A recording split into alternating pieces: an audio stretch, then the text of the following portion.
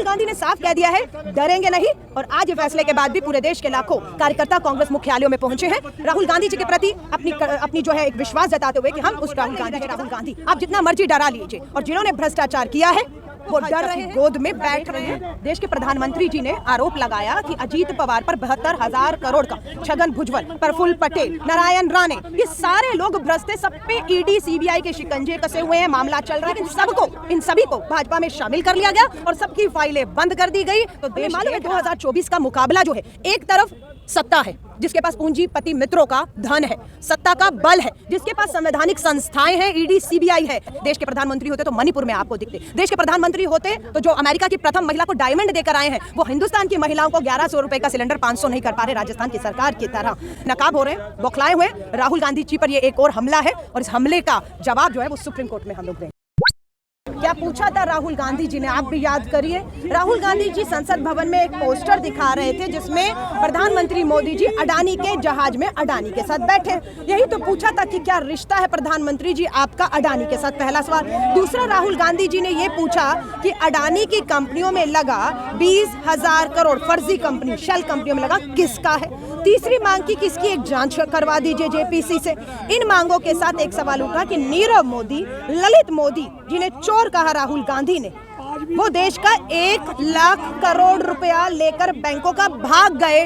उनसे पैसा वसूलने की बजाय, उन पे कार्रवाई करने की बजाय जिसने सवाल पूछा राहुल गांधी, उस पे आप कार्रवाई करते हैं। तो राहुल गांधी ने साफ कह दिया है डरेंगे नहीं, और आज ये फैसले के बाद भी पूरे देश के लाखों कार्यकर्ता कांग्रेस मुख्यालयों में पहुंचे हैं राहुल गांधी जी के प्रति अपनी जो है एक विश्वास जताते हुए कि हम उस राहुल गांधी जी के साथ जिसने भारत जोड़ो यात्रा निकाली। आपको याद होगा पिछले साल इसी महीने लगभग राहुल गांधी जी को 55 घंटे ईडी ने बुलाया पूछताछ की, श्रीमती सोनिया गांधी जी को भी बुलाया। उसके बाद क्या हुआ, 55 घंटे की पूछताछ के बाद भारत जोड़ो यात्रा हुई, उसको भी 5 महीने के बाद आज खत्म हुए, 3 महीने हो गए। कहाँ ईडी? क्योंकि डर नहीं रहे राहुल गांधी, आप जितना मर्जी डरा लीजिए, और जिन्होंने भ्रष्टाचार किया है वो डर रहे हैं, वो भाजपा की गोद में बैठ रहे हैं। हमारा है कि उन्होंने भ्रष्टाचार किया, या रो प्रधानमंत्री जी आपने लगाए, जेल भेजिए, लेकिन भाजपा में उनको शामिल किया जा रहा है।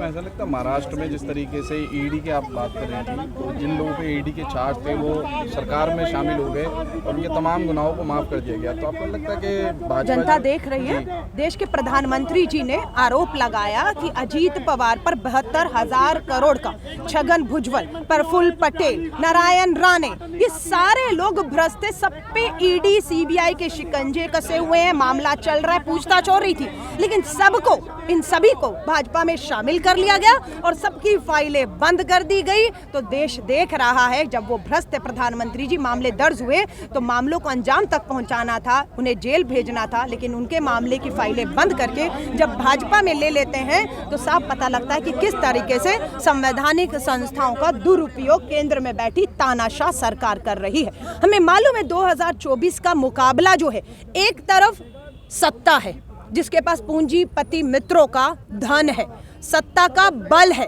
जिसके पास संवैधानिक संस्थाएं हैं, ईडी सीबीआई है, और जिसका प्रधानमंत्री देश का प्रधानमंत्री नहीं है। देश के प्रधानमंत्री होते तो मणिपुर में आपको दिखते, देश के प्रधानमंत्री होते तो जो अमेरिका की प्रथम महिला को डायमंड देकर आए हैं वो हिंदुस्तान की महिलाओं को 1100 रुपए का सिलेंडर 500 नहीं कर पा रहे राजस्थान की सरकार की तरह।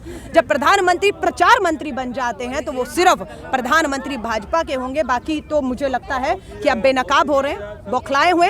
राहुल गांधी जी पर ये एक और हमला है और इस हमले का जवाब जो है वो सुप्रीम कोर्ट में हम लोग देंगे।